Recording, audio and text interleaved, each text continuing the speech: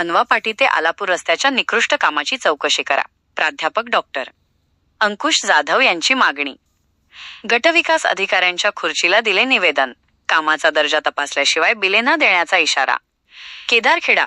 प्रतिनिधी बी.के. धसाळ. भोकरदन शहराला लागून असलेल्या अनवा पाटी ते आलापूर दरम्यान सुरू असलेल्या सिमेंट कॉन्क्रीट रस्त्याचे काम अत्यंत निकृष्ट दर्जाचे होत असल्याचा आरोप करत या कामाची तात्काळ तांत्रिक चौकशी करण्याची मागणी राष्ट्रवादी काँग्रेस शरदचंद्र पवार पक्षाचे युवक तालुकाध्यक्ष प्राध्यापक डॉक्टर अंकुश जाधव यांनी केली आहे. विशेष म्हणजे पंचायत समितीमध्ये निवेदन स्वीकारण्यासाठी अधिकारी उपलब्ध नसल्याने जाधव यांनी गटविकास अधिकाऱ्यांच्या खुर्चीलाच निवेदन देऊन आपला निषेध नोंदवला. नेमकी तक्रार काय? प्राध्यापक डॉक्टर अंकुश जाधव यांनी प्रत्यक्ष कामाची पाहणी केली असता त्यात अनेक तांत्रिक त्रुटी असल्याचे समोर आले आहे. मुख्य कार्यकारी अधिकारी आणि गटविकास अधिकारी यांना दिलेल्या निवेदनात खालील गंभीर मुद्दे उपस्थित करण्यात आले आहेत. अंदाजपत्रकाचे उल्लंघन, रस्त्याचे काम मंजूर, एस्टिमेट आणि तांत्रिक निकषांनुसार केले जात नाही.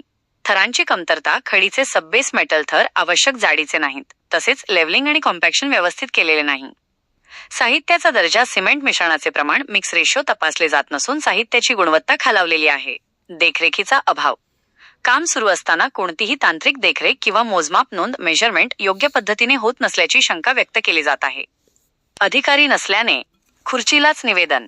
या संदर्भात गटविकास अधिकाऱ्यांना प्रत्यक्ष निवेदन देण्यासाठी प्राध्यापक डॉक्टर अंकुश जाधव हे सरपंच नारायण साबळे व उमेश घोडके यांच्यासह पंचायत समिती कार्यालयात गेले होते. मात्र यावेळी निवेदन स्वीकारण्यासाठी कोणताही जबाबदार अधिकारी अथवा कर्मचारी उपस्थित नव्हता. अखेर संताप व्यक्त करत या पदाधिकाऱ्यांनी गटविकास अधिकाऱ्यांच्या रिक्त खुर्चीलाच निवेदन अर्पण केले. शासनाचा निधी हा जनतेचा पैसा आहे, त्याचा अपव्यय होऊ देणार नाही. या रस्त्याची तांत्रिक चौकशी पूर्ण होईपर्यंत संबंधित गुत्तेदाराला कुठलेही बिल अदा करू नये, अन्यथा तीव्र आंदोलन छेडले जाईल. प्राध्यापक डॉक्टर अंकुश जाधव, युवक तालुकाध्यक्ष राष्ट्रवादी काँग्रेस श.प. पक्ष. या मागणीमुळे बांधकाम विभागात खळबळ उडाली असून आता जिल्हा परिषद प्रशासन यावर काय कारवाई करते याकडे ग्रामस्थांचे लक्ष लागले